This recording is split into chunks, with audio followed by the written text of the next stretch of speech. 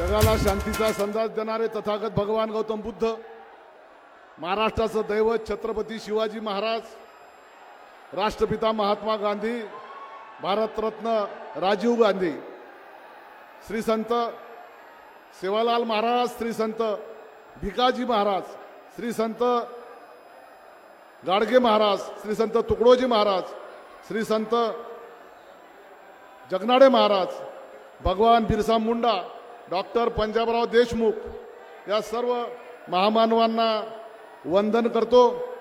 आणि आमचे नेते, आपल्या सर्वांचे लाडके नेते आदरणीय राहुलजी गांधी यांचं मंचावर आगमन झालेलं आहे। मी राहुलजींना सांगू इच्छितो, राहुल जी, आपकी माताजी यही मैदान पर 2004 में मेरे चुनाव के प्रचार के लिए आई थी और उसी समय मैं पहली बार आमदार बना था। अभी 2006 में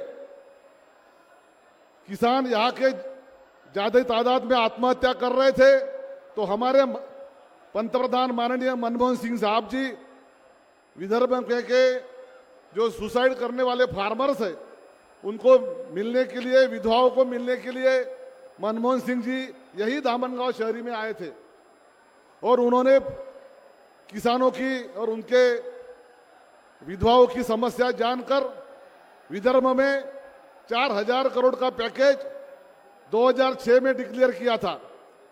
उसी तरह आप खुद 2015 में, राहुल जी आप खुद 2015 में 30 एप्रिलच्या रणरणत्या उन्हात 48 डिग्री सेल्सिअसचं तापमान असताना आदरणीय राहुलजी याच शहरातून पदयात्रा करत 20 किलोमीटरची पदयात्रा करत आत्महत्याग्रस्त किसानांना भेटला होता। राहुलजी आज पहिल्यांदा यापूर्वी आले होते तर शेतकऱ्यांचे अश्रू पुसायला, शेतकऱ्यांच्या विधवांचे अश्रू पुसायला राहुलजी इथं आले होते। आणि म्हणून आमचा नेता हा शेतकरी, शेतमजुरांचा, गरिबांचा, आदिवासींचा, दलितांचा भाग घेणारा नेता आहे। म्हणून त्याचं तुम्ही सर्वांनी जोरदार एकदा स्वागत करावं अशी अपेक्षा करतो।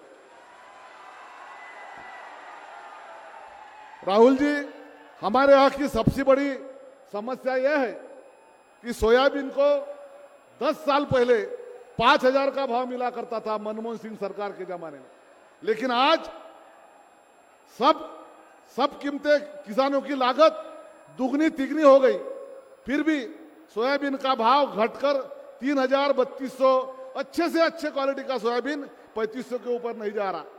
कपास की भी उसी तरह हालत है। 10 साल पहले हमारा कपास 7-8 हजार रुपए क्विंटल बिकता था, लेकिन आज 10 साल के बाद खर्चा दुगना हो गया, लागत दुगनी हो गई, फिर कपास के भाव मात्र 6000 के ऊपर नहीं जा रहे। और यही महाराष्ट्र का माजी मुख्यमंत्री और आज का गृह मंत्री देवेंद्र फडणवीस ने दिंडी निकालकर लोगों को गुमराह किया था कि कांग्रेस के राज में किसानों को उचित दाम नहीं मिलते, इसलिए उनके राज में, मोदी जी के राज में, अमित शाह के राज में, शिंदे के राज में यहाँ का किसान बर्बाद हो रहा है, लूटा जा रहा है। इसलिए आपको किसानों की बात रखकर इस महाराष्ट्र में किसान, कपास का हो, सोयाबीन का हो, आज राहुल जी 14 लाख टन चना जो ऑस्ट्रेलिया से इंपोर्ट कर रहे हैं और हमारी जो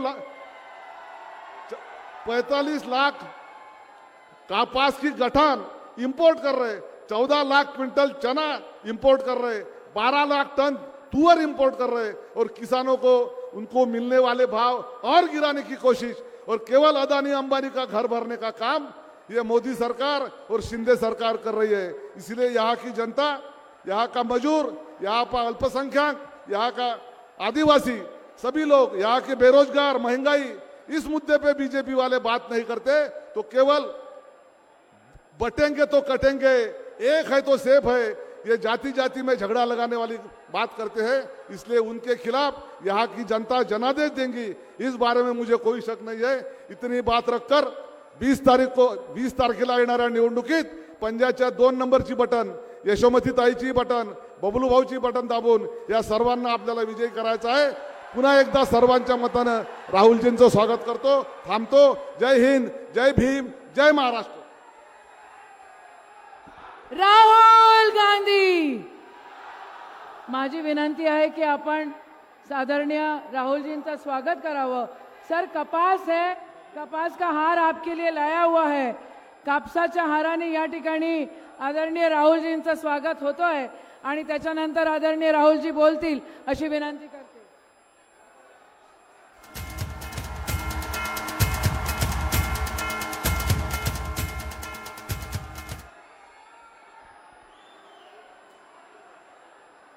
माननीय खासदार श्री राहुलजी गांधी यांचं स्वागत आमच्या शेतकऱ्याच्या कापसाचे बोंड आणि यापासून बनवलेला आणि हरभरा यापासून बनवलेल्या हाराने त्यांचं स्वागत करण्यात आलेलं आहे.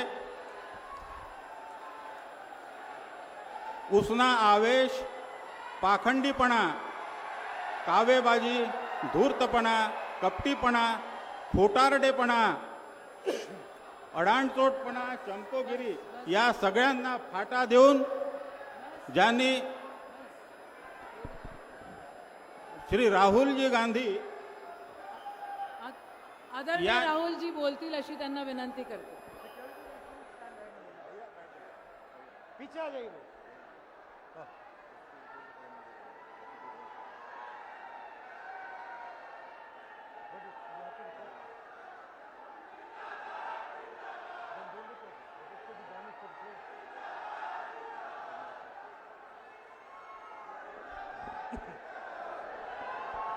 केसी वेणुगोपाल जी, भूपेश बघेल जी,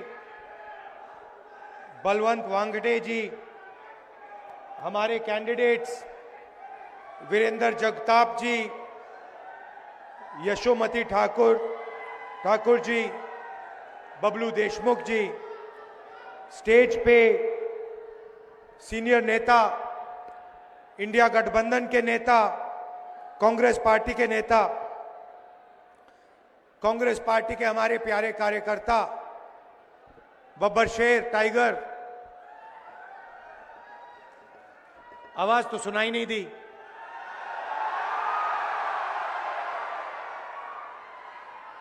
शिवसेना, एनसीपी और बाकी पार्टीज के, गठबंधन के पार्टीज के कार्यकर्ताओं का भी मैं यहां स्वागत करता हूं. आप सबका नमस्कार.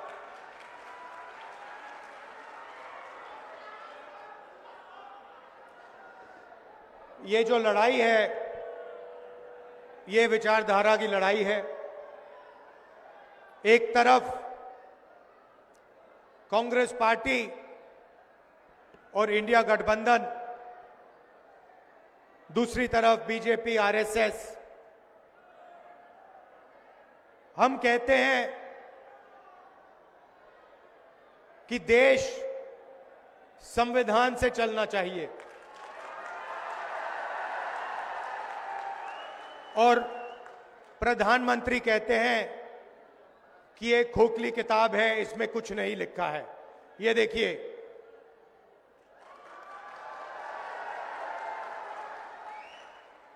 ये किताब खोखली सिर्फ आरएसएस के कार्यकर्ताओं के लिए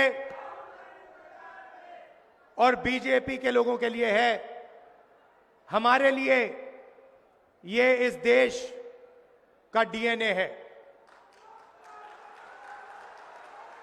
इसके अंदर अंबेडकर जी की, फूले जी की, शिवाजी महाराज जी की, बुद्ध भगवान की, नारायण गुरु, बसवना, महात्मा गांधी, इन सब की सोच हमारे लिए इस किताब में है. और ये हमारे लिए एक नई किताब नहीं है. ये हमारे लिए हजारों साल पुरानी सोच है और जो इसमें लिखा है उसी के लिए हजारों साल से हिंदुस्तान में लोग लड़ रहे हैं, मर रहे हैं.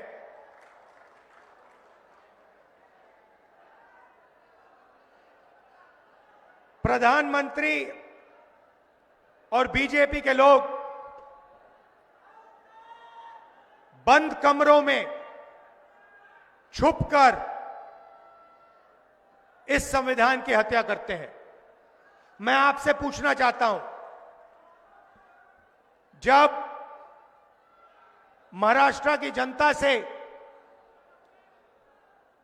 उनकी सरकार चोरी की गई, जिस मीटिंग में अदानी जी बैठे थे, अमित शाह जी बैठे थे, जो सरकार चोरी करने की मीटिंग थी, जिस मीटिंग में निर्णय लिया गया था कि एमएलएस को खरीदा जाएगा, करोड़ों रुपए के लिए खरीदा जाएगा, क्या जब अमित शाह जी और बीजेपी के लोगों ने यह मीटिंग की, जब उन्होंने आपकी सरकार खरीद कर आपसे चोरी की, क्या वो संविधान की रक्षा कर रहे थे? इसमें कहां लिखा है कि करोड़ों रुपए देकर महाराष्ट्र की जनता की सरकार को चोरी किया जाए? कहां लिखा है? मुझे दिखा दो। संविधान में कहां लिखा है कि सरकार को चोरी करना चाहिए? और आज महाराष्ट्र में हर एक व्यक्ति को मालूम है वो सरकार क्यों चोरी की गई थी। वो सरकार धारावी के कारण चोरी की गई थी, क्योंकि बीजेपी के लोग, नरेंद्र मोदी, अमित शाह, धारावी की जमीन, महाराष्ट्र के गरीब लोगों की जमीन, 1 लाख करोड़ रुपए की जमीन अपने मित्र गौतम अदानी को देना चाहते थे। इसीलिए महाराष्ट्र की सरकार आपके हाथों से चोरी की गई है, और यह पूरा महाराष्ट्र जानता है, पूरा महाराष्ट्र जानता है। आंखों के सामने करोड़ों रुपए देकर एमएलए खरीदकर आपकी सरकार आपसे छीनी गई, चोरी की गई। और प्रधानमंत्री ने, अमित शाह जी ने, पूरा देश जानता है कि इन्होंने ये काम करवाया है। पैसे अगर दिए गए हैं तो वो आसमान से नहीं गिरे। हिंदुस्तान में 40-50 करोड़ रुपए कोई ऐसे फ्री में नहीं देता है। आपने कभी देखा है कि फ्री में कोई 40 करोड़ रुपए, 50 करोड़ रुपए किसी को दे रहा है? नहीं, सौदा हुआ था। धारावी की जमीन का सौदा हुआ है। इसीलिए एमएलएस को करोड़ों रुपए दिए गए। कहां से आए? किसने ऑर्डर दिया? पूरा देश जानता है, बोलने की भी जरूरत नहीं है। पूरा देश जानता है कि जिस पैसे से एमएलए खरीदे गए, उसको बांटने का ऑर्डर किसने दिया? महाराष्ट्र का 6 साल का बच्चा जानता है। और फिर प्रधानमंत्री आते हैं और कहते हैं कि राहुल गांधी रिजर्वेशन के खिलाफ है। मेरी बहन मुझे बता रही थी कि उन्होंने मोदी जी का भाषण सुना, और उस भाषण में उन्होंने, मेरी बहन ने मुझे कहा कि जो हम बोलते हैं वही मोदी जी आजकल बोल रहे हैं। पता नहीं, शायद मेमोरी लॉस हो गया है।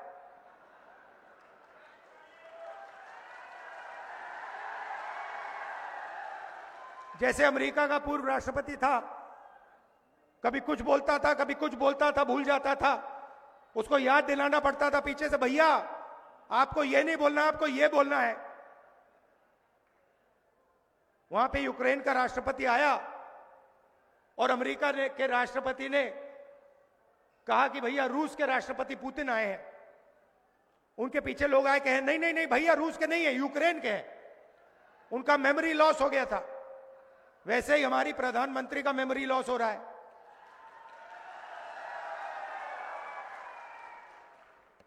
पता नहीं, शायद अगली मीटिंग में आपके पास आएंगे, कहेंगे भैया महाराष्ट्र की सरकार सोयाबीन के लिए 7,000 रुपए देती है प्रति क्विंटल।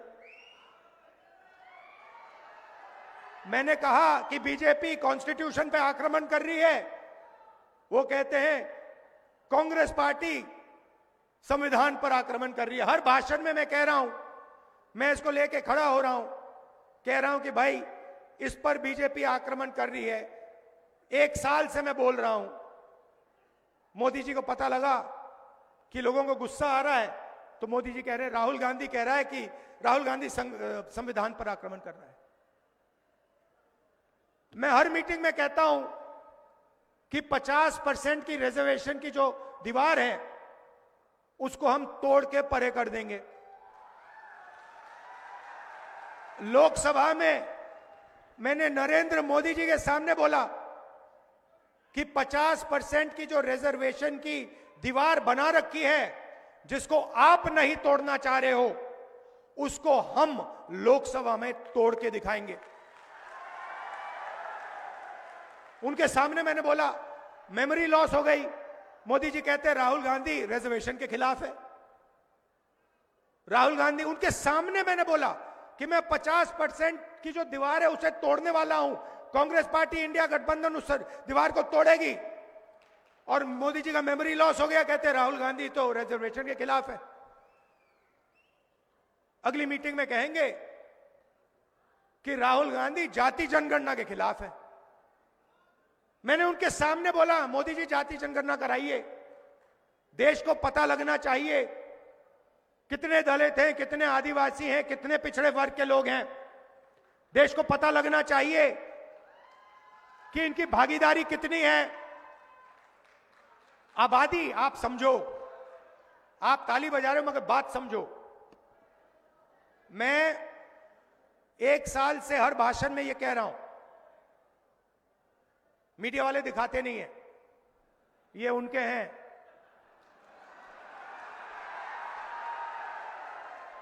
अच्छा, मजे की बात है, जब मैं कहता हूं ये उनके हैं तो ये मेरी ओर देख के मुस्कुराते हैं, कहते हैं हां हम उनके हैं, आपके नहीं हैं। देखिए मुस्कुरा रहे हैं, देखिए देखिए देखिए, ये देखो, ये ऐसे कर रहा है, देखो। मगर देखो इनकी गलती नहीं है, इनकी गलती नहीं है। ये तो मुझे अच्छे लगते हैं, इनको काम करना है, इनको सैलरी लेनी है, इनको बच्चों का एजुकेशन करना है, इनको खाना खाना है। तो ये मालिकों के खिलाफ कुछ नहीं कर सकते, ये एक प्रकार से गुलाम है। तो इनसे मेरी कोई लड़ाई नहीं है।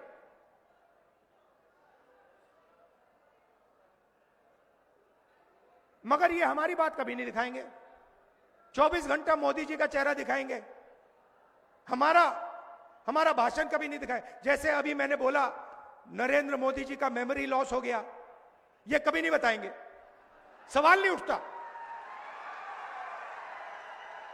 आप देखना, आज शाम को टीवी देखना, कहेंगे मोदी जी की मेमोरी तो बड़ी जबरदस्त है, वो एक बार कुछ सुन लेते हैं तो 70 साल के लिए वो उसको भूलते नहीं है। और फिर उसमें जोड़ देंगे जब वो छोटे थे, झील में जाके वो मगरमच्छ से लड़े थे और मगरमच्छ को उन्होंने डुबाया। मगर जब गंगा जी में जाते हैं तो लगता है कि तैरना नहीं जानते हैं। तो मेरा कहना है कि लड़ाई संविधान की है। अंबेडकर जी की सोच, गांधी जी की सोच, बुद्ध भगवान की सोच, फूले जी की सोच, उसकी हम रक्षा कर रहे हैं। जब हम कहते हैं कि जाति जनगणना होना चाहिए, मैं आपसे पूछता हूं, क्या अंबेडकर जी जाति जनगणना के साथ होते या खिलाफ होते? साथ होते ना। फूले जी साथ होते खिलाफ होते? बुद्ध भगवान साथ होते खिलाफ होते? नारायण गुरु, बसवना, महात्मा गांधी साथ होते खिलाफ होते? नरेंद्र मोदी खिलाफ है। नरेंद्र मोदी जाति जनगणना के खिलाफ है, क्योंकि अगर खिलाफ नहीं होता तो 5 साल 7 साल पहले वो इसको करवा देता, मगर नरेंद्र मोदी नहीं करवाना चाहता है। और आज मैं आपको ये बताने आया हूं क्यों। आपकी आबादी, पिछड़ों की आबादी 50% है कम से कम, दलित 15, आदिवासी 8, माइनॉरिटी 15, जोड़ दो तो 90% हो जाता है। और 90% आपकी आबादी है। जीएसटी आप देते हो। ये जो हमारी बहनें हैं, जब आप साड़ी खरीदते हो तो आप 18% जीएसटी अपने जेब से देती हो। जब आप कुछ भी खरीदते हो उसमें ऑटोमेटिकली जीएसटी लग जाता है। अगर आपने अपनी बेटी के लिए एक साड़ी खरीदी, आप 18% जीएसटी देती हो। अगर वही साड़ी अरबपति अदानी ने खरीदी तो वो भी 18% जीएसटी देगा, वो 19% नहीं देगा। जितनी आप देते हो उतनी वो देता है। और ये सारी की सारी जीएसटी इकट्ठा होती है, दिल्ली जाती है और वहां पे बजट का निर्णय लिया जाता है। आपने देखा होगा सीतारमन जी सूटकेस लेके आती हैं पार्लियामेंट हाउस में, देखा ना आपने? महाराष्ट्र में दूसरा सूटकेस लेके आते हैं एमएलए वाला, वहां पे छोटा सा सूटकेस होता है, यहां पे बहुत बड़ा होता है। छोटा सा सूटकेस लेके जाती हैं और बजट पेश करती हैं। तो मैंने पता लगाया कि ये जो बजट है आपके जीएसटी का बजट, इसको कौन बनाता है? पता लगा कि 90 अफसर इस बजट को बनाते हैं।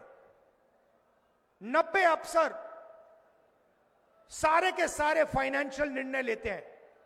महाराष्ट्र में कितना पैसा आएगा, सड़कों में कितना जाएगा,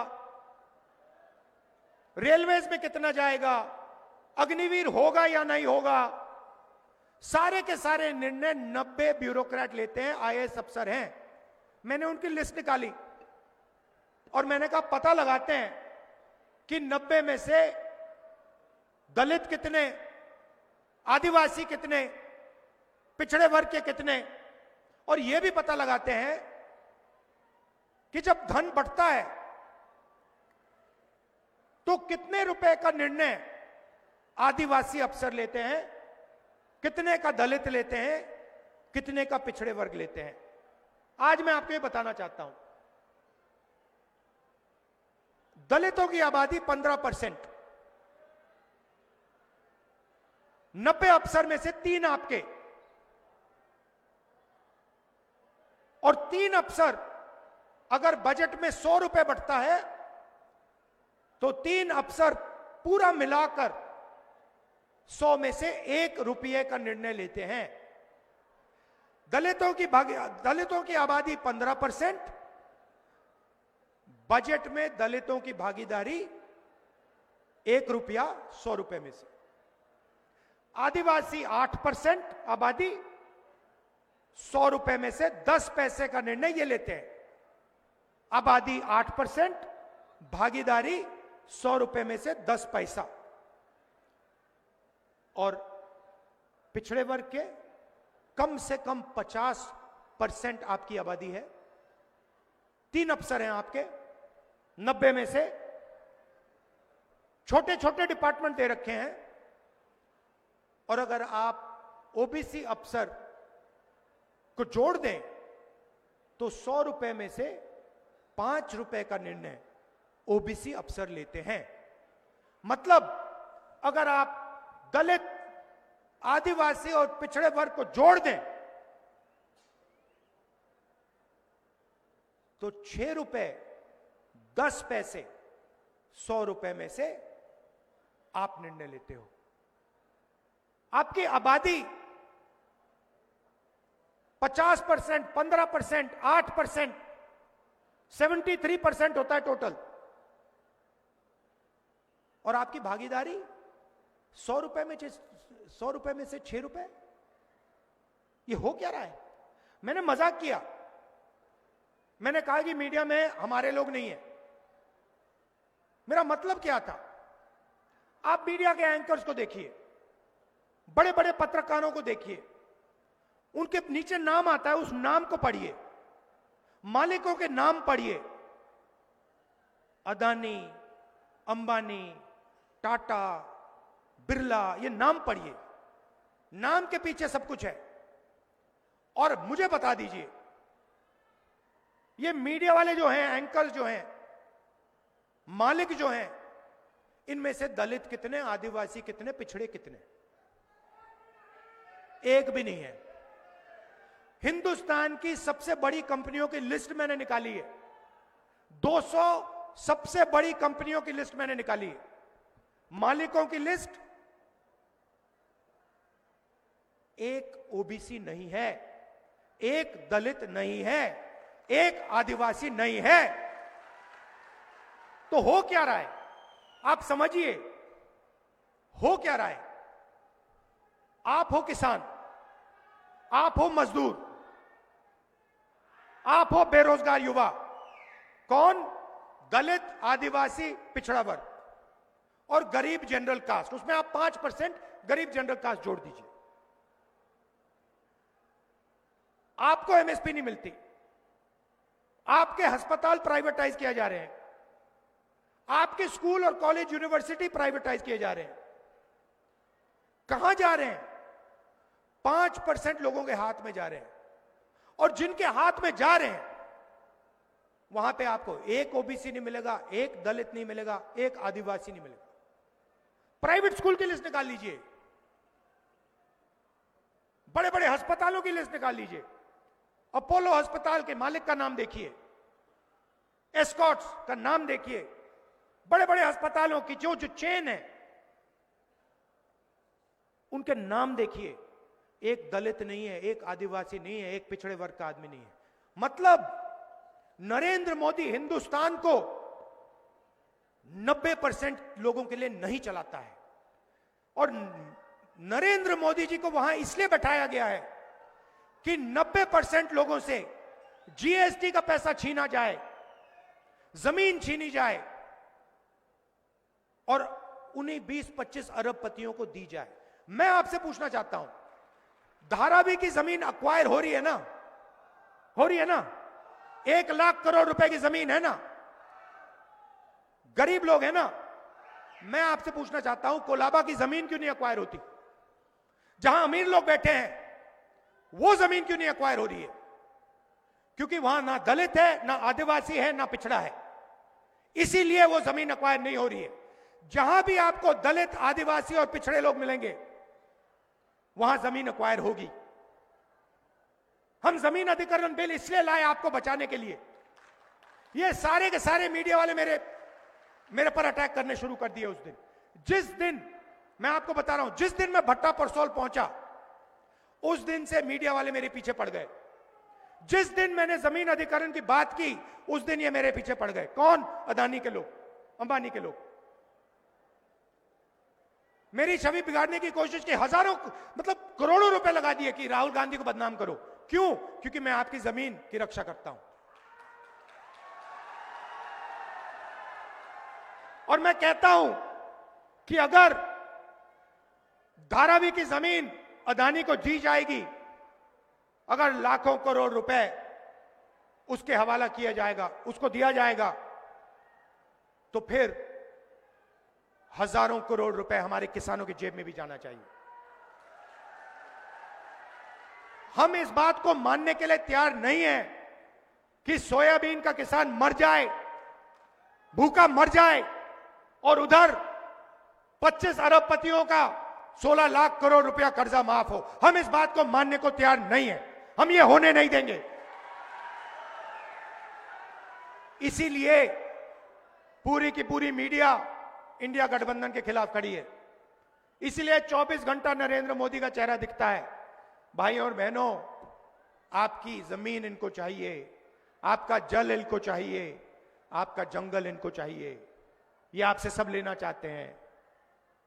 हिंदुस्तान के 25 अरबपति हैं, 16 लाख करोड़ रुपया उनका कर्जा माफ किया है। हमने हिंदुस्तान के हर किसान का कर्जा माफ किया था। 70,000 करोड़ रुपए लगे थे। 70,000 करोड़ रुपए लगे थे।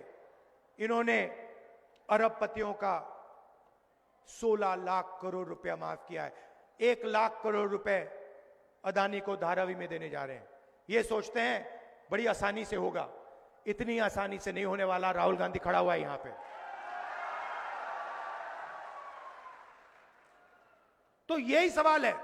कॉन्स्टिट्यूशन में कहीं नहीं लिखा है कि दलितों की, पिछड़ों की, मजदूरों की, गरीबों की जमीन छीनकर 25 अरबपतियों को दिया जाएगा। कहीं नहीं लिखा है। मुझे दिखा दो, मुझे दिखा दो या कहां लिखा है इस किताब में कि अरबपतियों का 16 लाख करोड़ रुपए माफ होना चाहिए। कहां लिखा है कि धारावी की जमीन छीनी जानी चाहिए और जो वहां मजदूर रहते हैं, गरीब रहते हैं, उनको उठा के बाहर फेंक देना चाहिए। कहां लिखा है इस किताब में? कहीं नहीं लिखा है। क्योंकि यह किताब शिवाजी महाराज की किताब है और शिवाजी महाराज मर जाते मगर गरीबों का नुकसान नहीं करते। शिवाजी महाराज मर जाते मगर धारावी की जमीन अदानी को नहीं देते। यह सच्चाई है। यह महाराष्ट्र की सच्चाई है। यह हिंदुस्तान की सच्चाई है। तो इसीलिए हमने निर्णय लिया है और यह शुरुआत है। दिल्ली में सरकार नहीं बनी, नहीं तो हम आपको अच्छी तरह दिखाते। हमने निर्णय लिया है कि अगर वो अरबपतियों को लाखों करोड़ रुपए दे सकते हैं तो हम महाराष्ट्र के किसानों को, मजदूरों को, महिलाओं को भी लाखों करोड़ रुपए दे सकते हैं। यहां महिलाएं आई हैं। हमारी सरकार यहां चुनकर आएगी।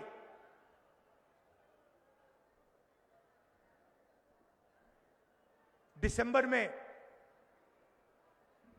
आप सुबह जगेंगी और कहेंगी कि चलो देखते हैं बैंक अकाउंट में कितना पैसा है, और आपको पता लगेगा कि इंडिया गठबंधन की महाराष्ट्र की सरकार ने महीने का 3,000 रुपए आपके बैंक अकाउंट में डाल दिया है। आप अपने बच्चों से जाके कहेंगी 3,000 रुपए हमारे बैंक अकाउंट में इस महीने के लिए आएगा, और आपके बच्चे आपसे कहेंगे मम्मी अगले महीने भी 3,000 रुपए हमारे बैंक अकाउंट में आएगा, उसके बाद भी आएगा, उसके बाद आएगा। हर महीने पहली तारीख 3,000 रुपए हमारे बैंक अकाउंट में, हमारे गरीब परिवार के बैंक अकाउंट में इंडिया गठबंधन की सरकार डालेगी। जैसे नरेंद्र मोदी जी अदानी जी के बैंक अकाउंट में पैसा डालते हैं, 1 अरबपति के बैंक अकाउंट में डालते हैं, वैसे ही हम हजारों लाखों महाराष्ट्र की महिलाओं के बैंक अकाउंट में पैसा डालने जा रहे हैं। और फिर उसके बाद आप अपने पति से कहेंगी मैं मार्केट जा रही हूं, मोदी जी ने महंगाई बढ़ा दी है, शॉपिंग करने जा रही हूं। आप बस स्टैंड में जाएंगी, बस में घुसेंगी और बस कंडक्टर आपको कहेगा आप महाराष्ट्र की महिला हैं, आप महाराष्ट्र के भविष्य की देखभाल करती हो, बस का टिकट फ्री है। आपको 1 रुपया नहीं देना पड़ेगा। महाराष्ट्र में जितना आप घूमना चाहती हैं, बस में जहां भी आप जाना चाहती हैं, आप फ्री में जाएंगे।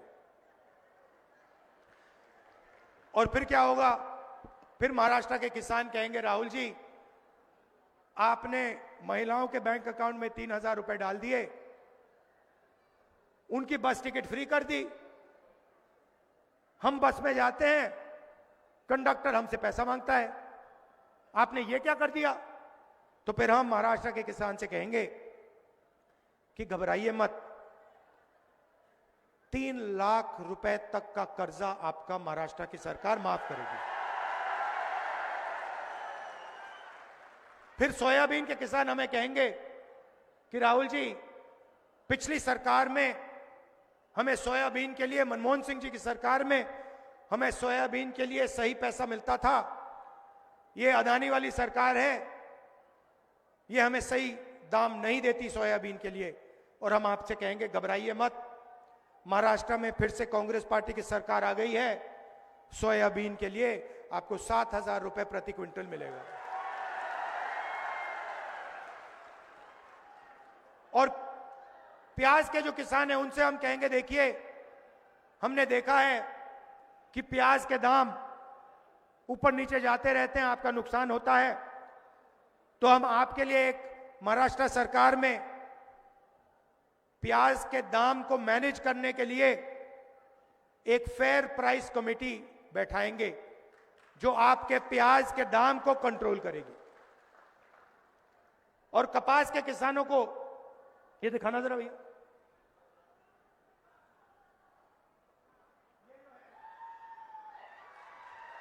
ये जो है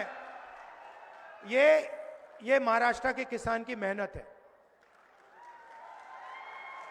जो जैसे मोदी जी अदानी जी को फ्री में पैसा देते हैं ना, ये फ्री में नहीं बनता, ये मेहनत से बनता है, ये खून पसीने से बनता है। इसीलिए हम कपास के किसान को महाराष्ट्र में सही मिनिमम सपोर्ट प्राइस देने जा रहे हैं। बैठ जाइए। जाति जनगणना की मैंने बात की, दूध का दूध, पानी का पानी कर देंगे। महाराष्ट्र में कास्ट सेंसस होगा, पिछड़े वर्ग, दलित, आदिवासियों को पता लगेगा कि महाराष्ट्र में उनकी कितनी भागीदारी है, उनकी कितनी जमीन है, कौन सी संस्थाओं में उनके लोग हैं, कौन सी संस्थाओं में उनके लोग नहीं हैं। ये सब हम आपको इंफॉर्मेशन, डेटा, 21वीं सदी का डेटा हम आपको पकड़ा देंगे। गरीब लोग बीमार होते हैं, प्राइवेट अस्पताल में जाते हैं, स्टेंट लगती है, वाल्व चेंज होता है, ऑपरेशन होता है, दवाई लेनी पड़ती है, पता लगता है लाखों रुपए खर्च हो गए। मैंने आपको पहले बताया कहां जा रहे हैं। दलित, आदिवासी, पिछड़े वर्ग के जेब से अरबपतियों की जेब में जा रहे हैं। मगर बीमार होते हो तो खर्च करना पड़ता है। राजस्थान में जब हमारी सरकार थी, हम एक योजना लाए, उसने लाखों लोग की जिंदगी बदल दी। योजना क्या थी? कोई भी इलाज गरीब व्यक्ति को करना हो, स्टेंट लगवानी हो, पेट का ऑपरेशन करवाना हो, वाल्व बदलना हो, कैंसर की सर्जरी करनी हो, राजस्थान में हमारी योजना कहती थी कि भैया 25 लाख रुपए तक का बीमा आपको मिलेगा। और यही काम हम यहां महाराष्ट्र में करने जा रहे हैं।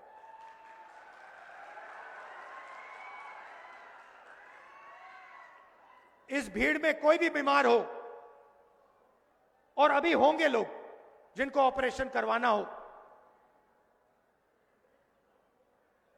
हाई बीपी हो, स्टेंट की जरूरत हो, फ्रैक्चर हो जाए, सर्जरी करनी हो, आप सब लोगों को, महाराष्ट्र में सब लोगों को बता रहा हूं, हमारी सरकार आएगी, आप प्राइवेट अस्पताल में जाओगे और वहां 25 लाख रुपए की सर्जरी, 25 लाख रुपए तक की सर्जरी आप फ्री में करवाओगे। महाराष्ट्र की सरकार 25 लाख रुपए का बीमा आपको देगी। ये हमने राजस्थान में किया है, बड़ा सक्सेसफुल स्कीम था, बहुत फायदेमंद स्कीम था, वही हम यहां महाराष्ट्र में आपके लिए करने जा रहे हैं। यह मैं आपसे कहना चाहता था। हम रक्षा इसकी करते हैं, हम रिजर्वेशन को 50% से ज्यादा बढ़ाएंगे, हम जाति जनगणना करेंगे और हमारा लक्ष्य है कि गरीब लोगों को, अगर वो अरबपतियों को पैसा देते हैं, 16 लाख करोड़ रुपए दिया, तो हम कहते हैं कि देखिए, अगर आप उनका माफ कर रहे हो, अगर आप उनकी मदद कर रहे हो, अगर आप धारावी की जमीन गरीबों से छीन कर अरबपतियों को दे रहे हो, तो फिर हम भी गरीब लोगों को, किसानों को, मजदूरों को धन दे सकते हैं, पैसा दे सकते हैं, बैंक अकाउंट पे दे सकते हैं। मेहनत आप करते हो, सड़क आप बनाते हो, इमारतें आप बनाते हो, देश को आप बनाते हो। अंबानी अदानी मजदूरी नहीं करते, खेत में काम नहीं करते। मैं देखना चाहता हूं अदानी जी 10 दिन कपास के खेत में काम कर ले, 10 दिन कर ले, फिर देखता हूं क्या होता है। 10 दिन के बाद 6 महीने अस्पताल में लेटेगा वो। काम आप करते हो, मेहनत आप करते हो, मगर आपको कुछ नहीं मिलता। ये हम बदलना चाहते हैं। हम चाहते हैं कि न्याय हो। कॉन्स्टिट्यूशन में लिखा है समानता होनी चाहिए, एकता होनी चाहिए, भाईचारा होना चाहिए। इसीलिए मैंने कन्याकुमारी से कश्मीर 4000 किलोमीटर चले, 4000 किलोमीटर, एक ही नारा दिया, नफरत के बाजार में मोहब्बत की दुकान खोलेंगे। नफरत क्यों फैल रही है? नफरत इसलिए फैल रही है कि नरेंद्र मोदी जी ने रोजगार का सिस्टम खत्म कर दिया है। आज हिंदुस्तान के किसी भी प्रदेश में युवाओं को रोजगार नहीं मिल सकता। क्यों? क्योंकि अरबपति चाइना का माल हिंदुस्तान में बेचते हैं और बेचना चाहते हैं। हिंदुस्तान की सारी फैक्ट्रियां बंद कर दी, छोटे बिजनेस बंद कर दिए। आप सोचते हो, मीडिया वाले कहते हैं नोटबंदी, नोटबंदी हथियार था, योजना नहीं थी। जीएसटी आपके खिलाफ हथियार है, किसान को मारने का तरीका है, छोटे व्यापारी को खत्म करने का तरीका है, अदानी अंबानी के लिए रास्ता साफ करने का तरीका है। और नतीजा हुआ है कि देश का सारा धन 20-25 लोगों के हाथ में चला गया। और जो देश को रोजगार देते थे, चाहे वो किसान हो, चाहे वो छोटे बिजनेस वाले हो, मिडिल साइज बिजनेस वाले हो, जहां इनोवेशन होता है, जहां नई चीजें बनती हैं, वो पूरा का पूरा सिस्टम खत्म हो गया है। इसलिए देश में गुस्सा फैल रहा है, नफरत फैल रही है।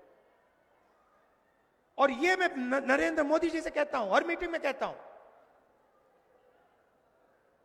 आप मन की बात करते हो, आप देश के लिए रोजगार लाइए, आप महंगाई कम कीजिए, आप किसानों को सही एमएसपी दीजिए, आप मजदूरों की मदद कीजिए, आप अरबपतियों के लिए काम करना बंद कीजिए।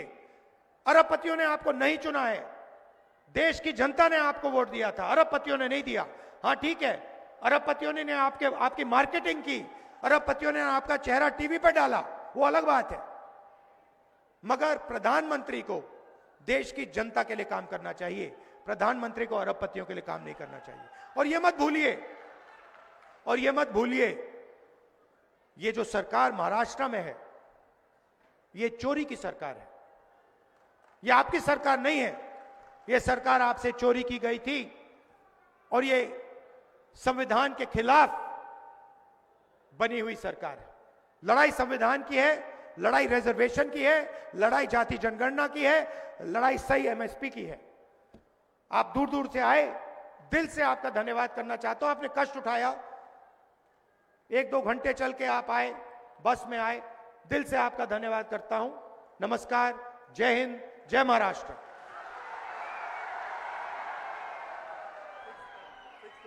including the जाहीर सभेचे आभार प्रदर्शनाची जबाबदारी कृषी उत्पन्न बाजार समितीचे माजी सभापती आणि अमरावती जिल्हा बँकेचे संचालक श्री श्रीकांत गावंडे